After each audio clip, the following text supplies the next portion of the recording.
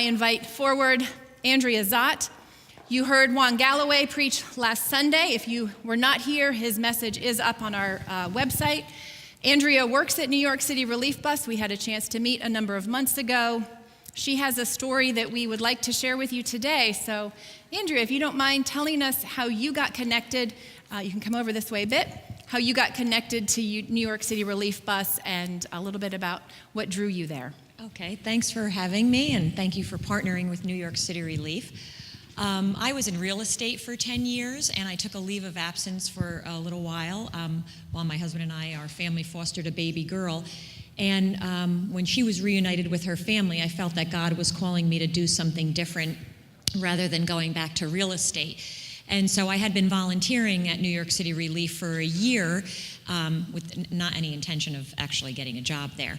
But God had a different plan. So one day after serving in Harlem, I came back off the bus and I was crying. God just wrecked my heart on that day. We have a lot of very moving experiences when you come out and serve. Every week is another phenomenal story to share. So I was driving home and I was crying. I called my husband. I said, I think I found what God is calling me to do. And he said, great, call Claudia, who's my boss now, and my friend who invited me out. And I called her and I just said, Claudia, I feel like I'm being called to work at New York City Relief. And she said, great, I was waiting for you to say that. So she had a plan all along by inviting me out. And so that was how I ended up there. Great. It sounds like you were very compelled to leave this other career to spend some time with those on the streets, and now, of course, you're working there. Would you tell us a little bit more about those connections over that year as you were serving and what drew you to work? Yeah, so I attended New York City Relief Gala, which we have every year, our annual gala. I attended my first time, and the speaker, she had her video and she shared her story, is Megan, who will be sharing here next week. So you don't want to miss her story because her story was very compelling. But I heard her share her story, how she came from an addicted background, living in a shelter with her little girl, to working at New York City Relief. And I saw the true life transformation in her. I couldn't believe it. I just had seen a lot of success stories, but hers really topped it all. And she is now my coworker, sits right next to me. She's an incredibly intelligent woman who helps me when I can't figure things out. Thank you for sharing that. As we have heard that New York City Relief Bus is transforming lives one cup of soup at a time. You've mentioned Megan. We will be blessed with her presence here next Sunday. I hope you all are able to join us to hear her story. Is there anyone else that comes to mind? Any other connections or meaningful stories that you would like to share with us of transformation? Sure. I know that you guys highlighted Angel in your handout this week, and his life and his story is incredible. Anne got to meet him yesterday. He's a regular, and he calls himself a part of our family at New York City Relief. But Charles Blackburn is another one that comes to mind, a gentleman who was a crack cocaine addict for 20 years, panhandling on the streets in New York.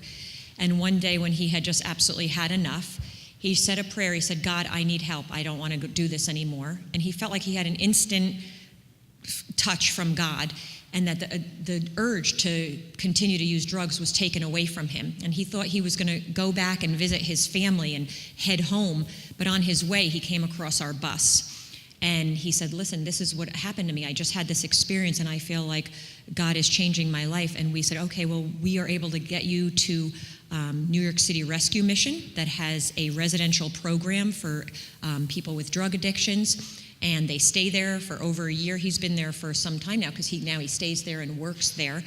And he's there every time that we show up. We're there once a week. And he shares his story. He just beams the light of God. He's just such an incredible man, and he's run 2 New York City marathons now. A couple of weeks ago, the week after he ran it, I saw him and I said, Charles, this is incredible. And he proudly pulled out his gold medal of completing the task. And I just said, how did you do that? I said, I could never do that. And he said, oh, you could. He goes, but I got to about mile 22. He said, and it was so hard.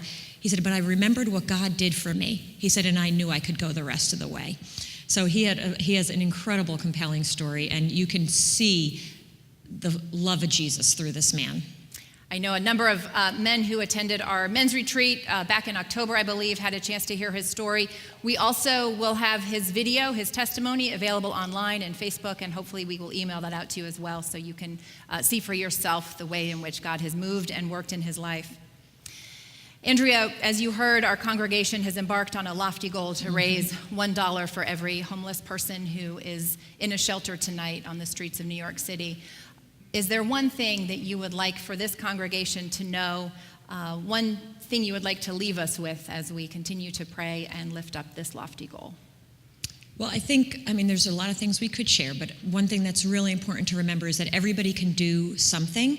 We can't all go out and change the whole world, but we can make a difference one person at a time, giving, going, serving, being committed, and I think that's the most important thing to remember is we do make a difference one person at a time. Thank you for that.